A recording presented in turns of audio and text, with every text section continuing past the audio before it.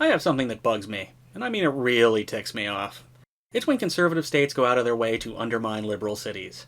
My hatred has many reasons. The area of authority is one that has been allotted to cities until they make a decision the conservatives didn't like, the fact that conservative states typically do as little as possible to help liberal cities, and the arrogant, contemptful attitude conservative states take when engaging in the most condescending of behavior.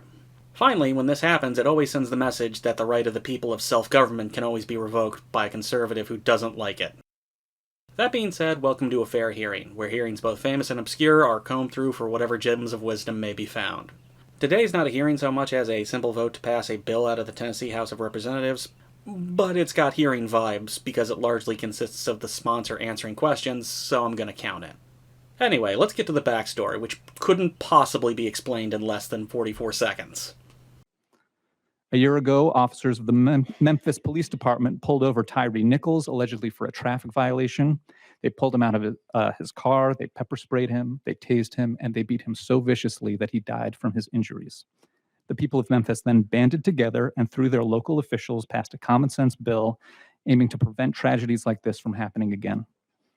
The bill simply creates a category of 8 low-level traffic violations that shall not be the basis for a traffic stop conducted by police. It's an evidence-based approach that respects the need for traffic safety while also respecting the lives and dignity of Black motorists who are disproportionately stopped, harmed, beaten, and killed during traffic stops. Okay, well, I guess it could be explained in 43 seconds. Tyre Nichols was murdered by Memphis police. The city of Memphis passed ordinances restricting police from stopping people for penny-ante stuff like tags that have been expired for less than 60 days or temporary tags that are displayed in the wrong part of the car. It was basically to prevent cops from doing bogus traffic stops. You'll never guess what happened. This bill prevents Tennessee residents, through their local officials, from regulating local law enforcement, whose officers have the power to detain, arrest, use force, and take life. Local police practices are known and felt most by the people who are policed. And this bill would undermine their ability to keep their communities safe by limiting the authority of their local officials to make decisions about policies and practices that directly impact them. And it undermines the checks and balances that local legislatures should provide over local agencies in a well-functioning democracy. Okay, David Moss of the Legal Defense Fund, you win this round. So yeah, the conservatives who control Tennessee decided to step in and say, actually, despite funding the police force and this nominally being something that is in your hands, we're taking over. And you might be thinking, how do Republicans in the state of Tennessee justify this massive overreach? What could they possibly say to justify this? I see accountability in this legislation. If people think that they can go and they can break into cars, they can shoot people, they can hurt people, they can rape. Oh, so instead of any principled argument, legislators like Andrew Farmer are going to pretend that Memphis legalized rape. Slimy, dishonest, and evil. Memphis adjusted a police policy to prevent bogus traffic stops. This is a good thing that frees up police resources to go after actual crime instead of wasting time interrogating a driver about a broken headlight. And instead, Republicans made it a game of point scoring. Don't believe me? This is a no-brainer. A vote for this bill is a vote to back the blue, and a vote against this bill is a vote to limit law enforcement's authority, which will result in higher crime and lawlessness. Anyone who votes against our bill likes crime. The clownish lies of Lowell Russell aside, let's talk about the debate in the Tennessee House. HB 1931, the bill we've been referring to, is up for a vote. To be as clear as possible, HB 1931 specifically says that it is designed to overturn the ordinances passed in Memphis, that minor traffic violations like a single broken headlight or a loose bumper cannot be used as a basis for a traffic stop. And these Memphis ordinances were passed to prevent the circumstances that led to the murder of Tyre Nichols by the Memphis Police Department. Remember him? Because Nichols and his family, the Wells family, play a big part in this. You see, the Wells family was not sitting still while this bill was being advanced. They were in Nashville, fighting against the bill. But they had a tall hill to climb. On last week, when the Wells family came, you got an opportunity to meet with them. And in that conversation, you had stated that you would work with them to discuss this bill. Did you not? Representative Gillespie. Thank you, Mr. Speaker. Yes, I've had multiple conversations with them, and they will remain private. The smirking piece of garbage at the podium is John Gillespie, the sponsor of the bill.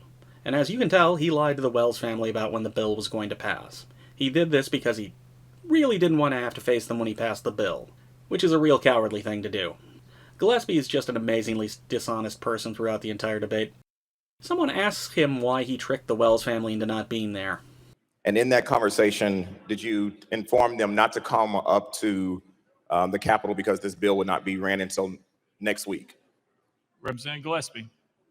Thank you, Mr. Speaker. I'm having a hard time understanding what this has to do with this bill. Another person asks why he didn't talk about this bill with the delegates from Memphis. My question to the sponsor is, did you discuss your bill with the members of the Shelby delegation at the delegation meeting to get our input regarding your bill? Representative Gillespie. Thank you, Mr. Chairman. I believe you're referring to the delegation meeting that we held at the University of Memphis last fall. And yes, crime was the #1 topic, and I believe that the speakers that were there reiterated that point. Oh, he did! He mentioned crime in the meeting, and this bill is related to crime, so see, he did talk about it with the delegates from Memphis. Thank God Gillespie isn't related to Pinocchio. He would have impaled the first 5 rows of the legislature by now. You may be wondering why no one has called out Gillespie for lying to the Wells family. Here's why.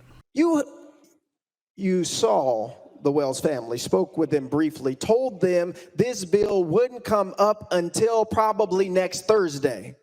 So they said, well, we won't come up and try and lobby our Republican legislators, try and lobby our people in Shelby County to change this in order for it to be in a better posture. But instead, you are here before us today on a bill that should be going back to committee, having lied to them. You did. Representative Pearson. Representative Pearson. Representative Todd. Representative Todd, what's the objection? The representative has impugned a member by saying he's lying. He is out of order. Teacher, he said a mean thing. You see, the party that cosplays in camo and carries around AR-15s while pumping "Try that in a small town" is the biggest group of lightweights you've ever seen. They can't face the Wells family, so they lie about when the bill is coming up for a vote. They cry crocodile tears about civility, and here's the consequences of that. Mr. Clerk, take the vote. Ayes 25, 66 nays. Motion prevails. To discontinue speaking and move on to the next one on the list. Yeah, they hold a vote to see who was telling the truth between Representative Justin J. Pearson and Representative Pinocchio. Not shockingly, the entire Republican caucus endorses lying to the Wells family and also ending Pearson's speaking time. So the net effect of speaking truth to power in Tennessee is you get silenced. Before I move on, this is the same Pearson who got ejected from the legislature after protesting for tougher gun laws after a school shooting. So again, the net effect of speaking truth to power in Tennessee is you get silenced. Although that doesn't seem to have stopped Pearson from continuing to speak up, thankfully. Not shockingly, the bill passes. We're on the board voting. All those in favor of previous question, vote aye when the bell rings. Those opposed, vote no. Has every member voted? Does any member wish to change their vote? So what do we do here at the end? Tyre Nichols was murdered by the Memphis Police Department.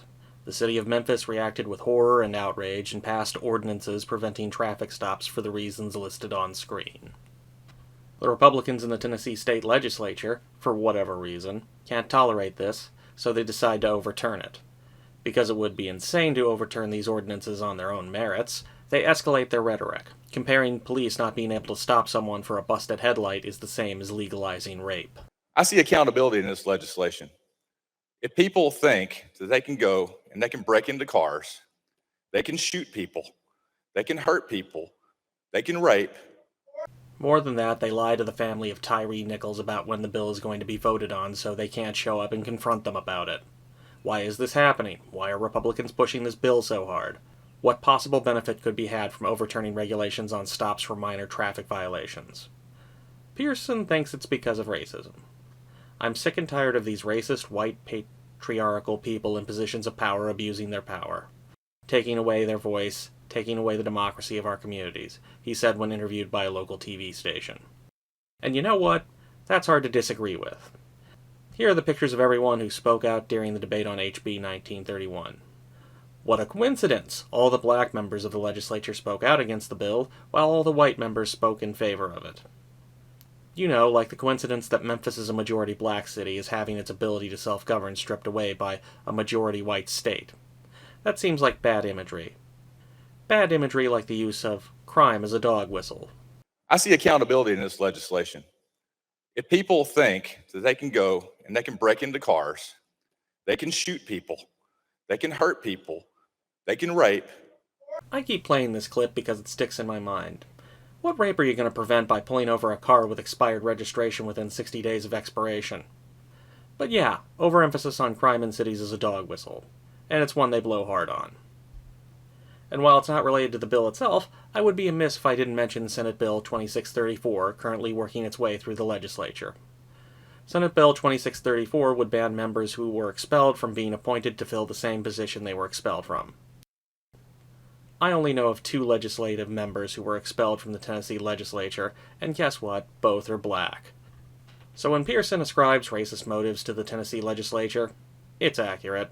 And that brings us back to the beginning, where in response to an ordinance passed in the wake of the murder of Tyre Nichols, the Republicans in the legislature are preventing any actions that would prevent it from happening in the future, stripping Memphis of its ability to self-govern, and silencing criticism.